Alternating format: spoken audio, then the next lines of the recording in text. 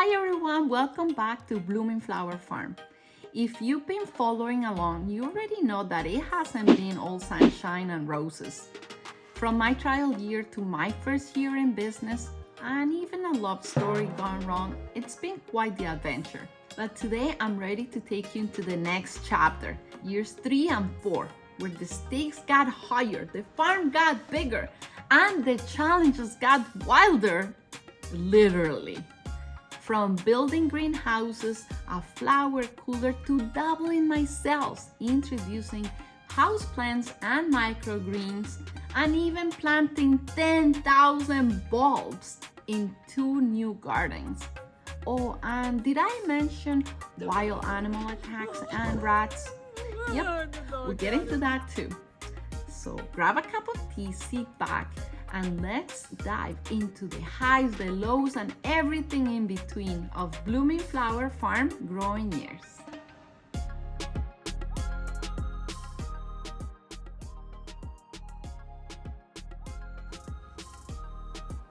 And here it is, the moment every flower farmer dreams of.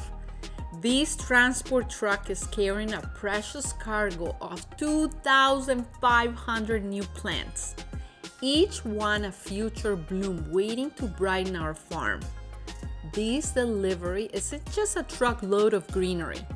It's months of planning, late-night spreadsheets, and big dreams finally arriving at our doorstep. It's a new chapter, fresh possibilities, and a whole lot of planting ahead. Okay, let's open the first box. Yay! So excited. I don't even remember what I ordered. It's like Christmas. Oh, the babies, and they need water. Okay. Yeah. There it goes. Ta-da! All the baby trees have arrived. This one.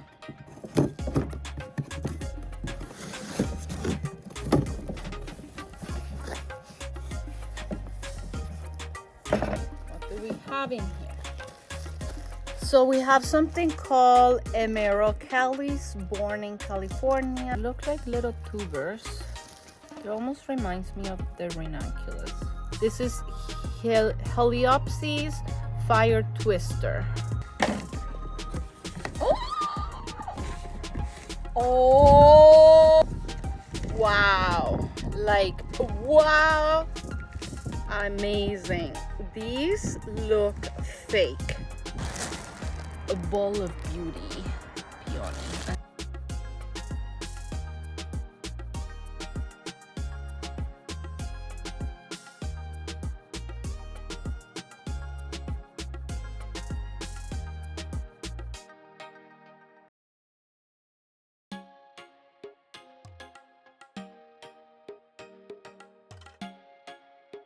I finished unboxing the 640 baby dwarf cherry trees. Right now, these babies are starting to come out of dormancy, and I have approximately 650 people waiting on these babies on a waiting list. Obviously, I'm not gonna have enough for everybody, because some people will be getting a few at a time, not just one. I will just try to fulfill for the first people that are in the waiting list as much as I can, and then for the rest of the people I might have to wait until next season to be able to deliver these trees for them. I was trying to get more than the 640, but I was not able to order more than that. So now I have them under my care. Is good. From truck to tray, the journey of a plant is just beginning. Inside our seedling room, life is waking up. The fruit bushes and trees, once bare and dormant, are now stretching their tiny buds towards the light, signaling the arrival of a new season. On the heat mats, seeds are stirring beneath the soil, cracking open to reveal the first delicate signs of growth. And all around, trays of baby plants stand at different stages, some just sprouting their first true leaves, others growing strong and ready for the fields. This is where the magic happens, where tiny seeds transform into the blooms and harvests of tomorrow.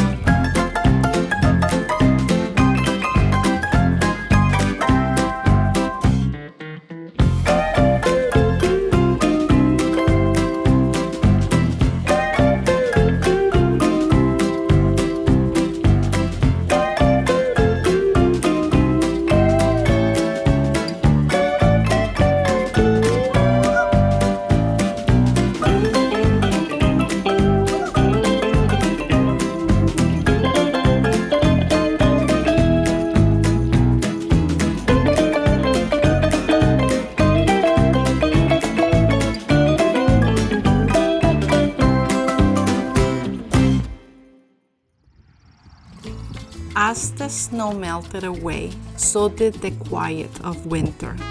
With each passing day, anticipation grew.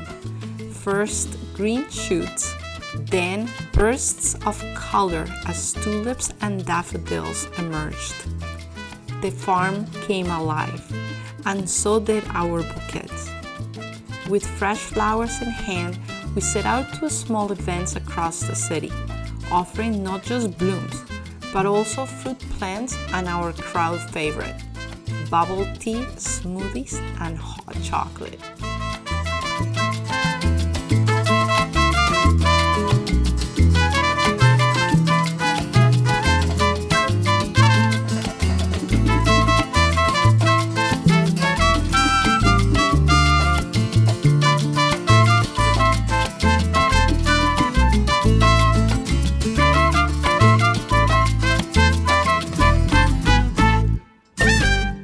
But having flowers wasn't enough. We needed more ways to sell them. To support the farm, we leaned on our juice business, a refreshing backup plan.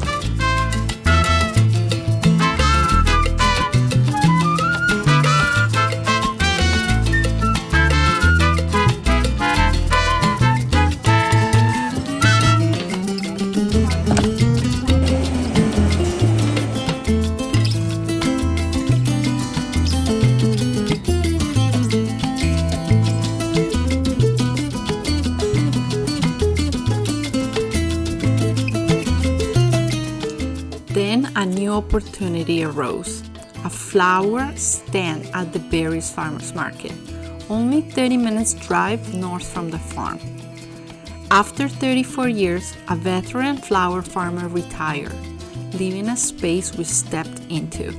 But with little experience in large-scale flower vending, there was a gap in our offerings. Thankfully, our juice business kept us afloat as we found our footing.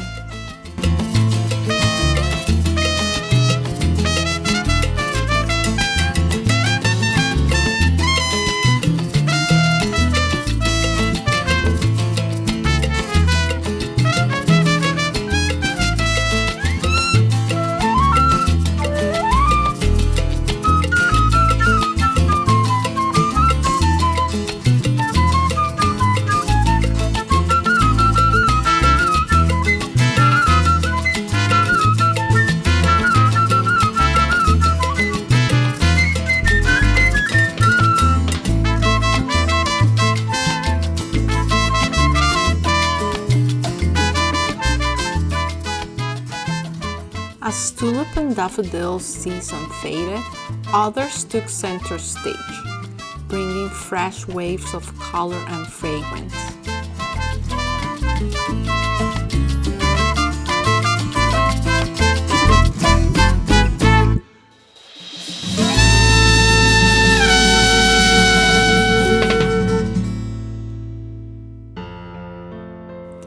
And then a special request.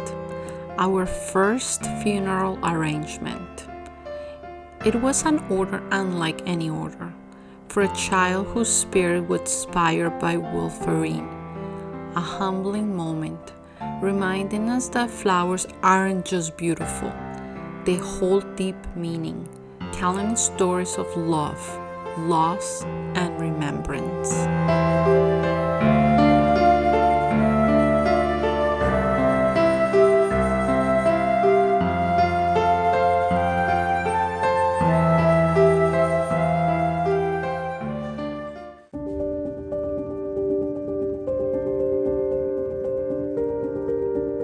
I have been checking the dwarf cherry trees out very closely because I noticed a little bit of a white stain on the leaves, like this one.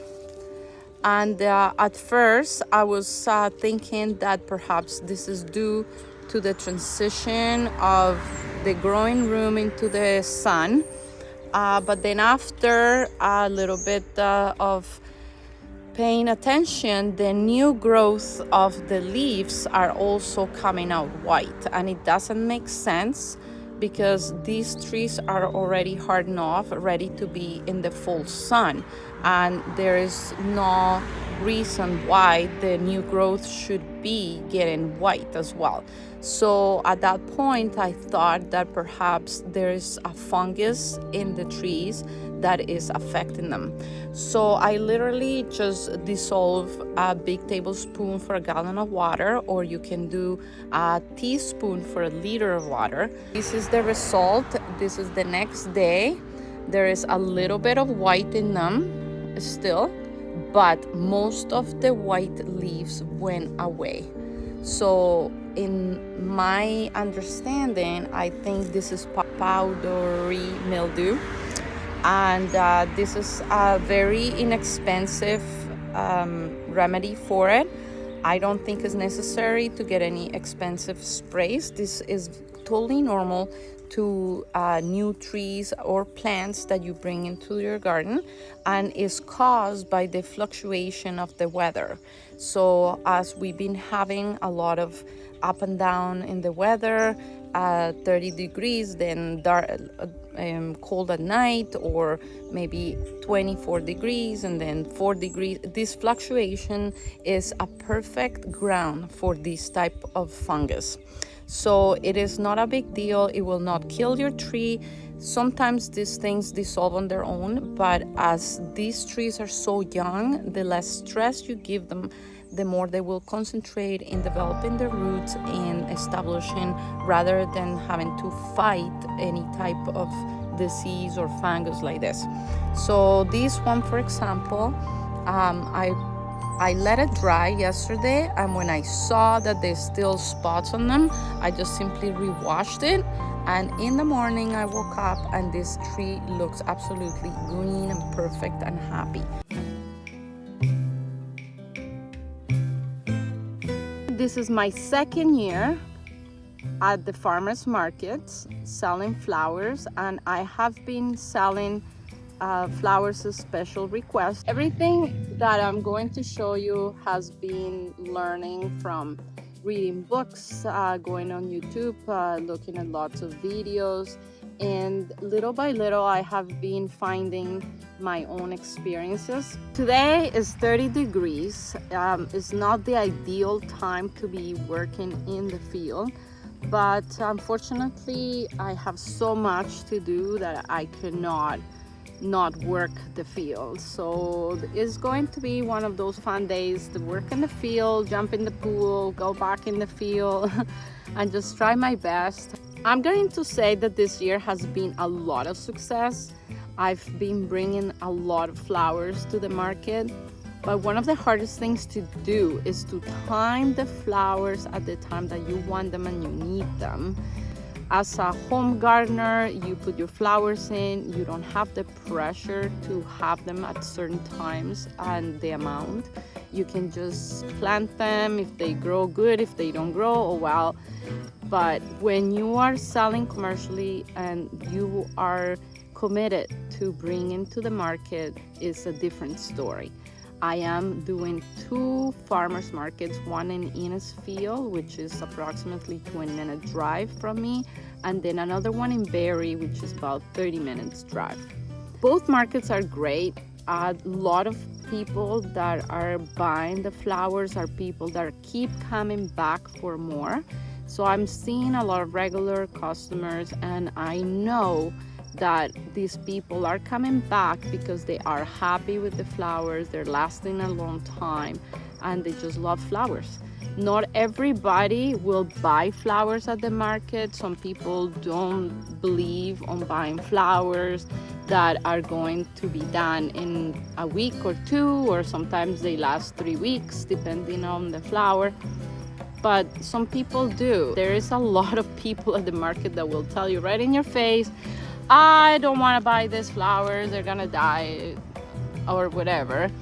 And sometimes we don't have filters and we just kind of speak up our words. And as a farmer, when you hear negative things, it makes you think, am I going the right direction? Am I doing something good?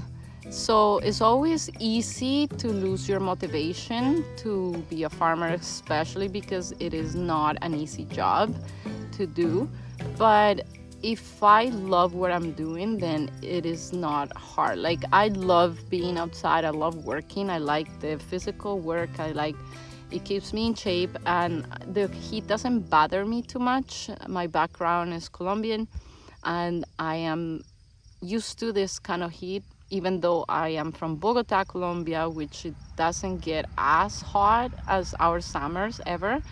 Maybe it will linger around 23 degrees, 24 during the day, and then it can drop to 6 degrees at night sometimes. I grew up in a weather that is not as hot, but for some reason the heat doesn't bother me. I can work.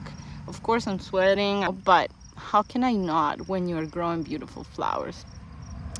The thing that motivates me the most is when people are positive and come back to the stand and they tell me how much they love their flowers, how long they lasted, how beautiful they are. And this is the type of customer that I want, is the people that do appreciate the flowers and they love flowers. And why not buy local flowers anyway? We buy flowers that are all from Colombia, from all over the world. Only 20% of the flowers that are bought in North America are local grown. So can you imagine 80% of the flowers that we buy at the special occasions here and there or regular basis are from somewhere else? So why not create a business that not only is beautiful and it can help grow the community, it also benefits the environment. And when you are growing without spraying any chemicals, you're creating an ecosystem, but you also come across a lot of pressure with the bugs and stuff, the pests, a lot of pressure pests. But it's something that you will have to adapt, and nature will take care of itself if you give it a little hand. And this is what I've been learning, and all the people that I follow that don't spray their gardens, and this is something that I want to share with you guys, what I'm doing, why I'm doing it, how I'm doing it.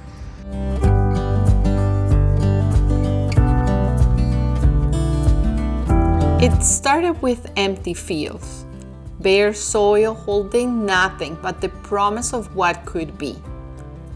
Day by day, I poured my heart into these plants, nurturing them, watching them push through the earth, celebrating every new leaf, every bud, every sign of life. And then suddenly the farm was bursting with color, an abundance of blooms more beautiful than I had ever imagined.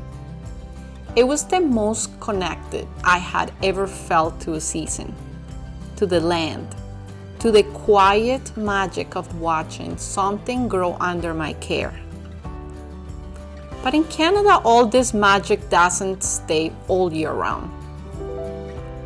Walking down the paths knowing that this one night expected frost would sweep away the same fields that had been alive with beauty. And when I thought it could not have gotten any better, I rushed in the morning to find a world that seemed as if time had stopped, each bloom locked in a delicate, icy stillness. It was as if the farm had been trapped in a silent moment, untouched, yet enchanted. These weren't just flowers. They were months of effort, late nights, early mornings, milestones, new friends, and a connection I hadn't realized ran so deep until it was time to go.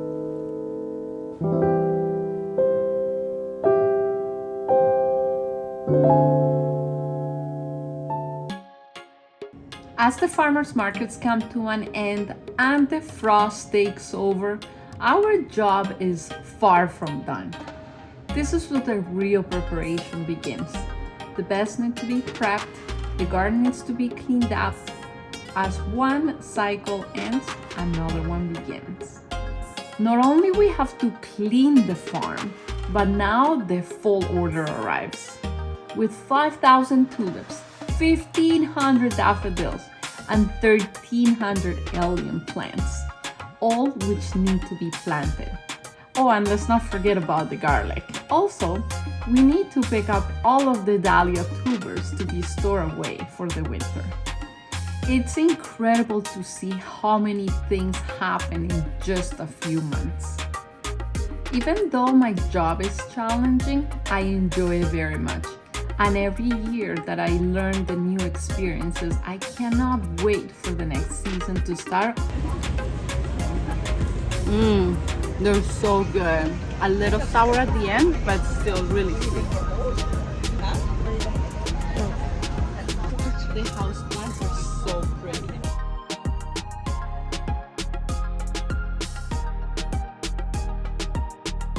After all of that was wrapped up, we attempted to arrange some Christmas bouquets. What a beautiful way to end the season.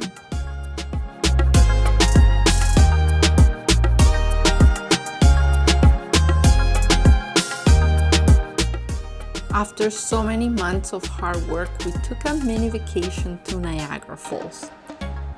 It was a really nice time to connect back with the family and meditate on what just happened this year.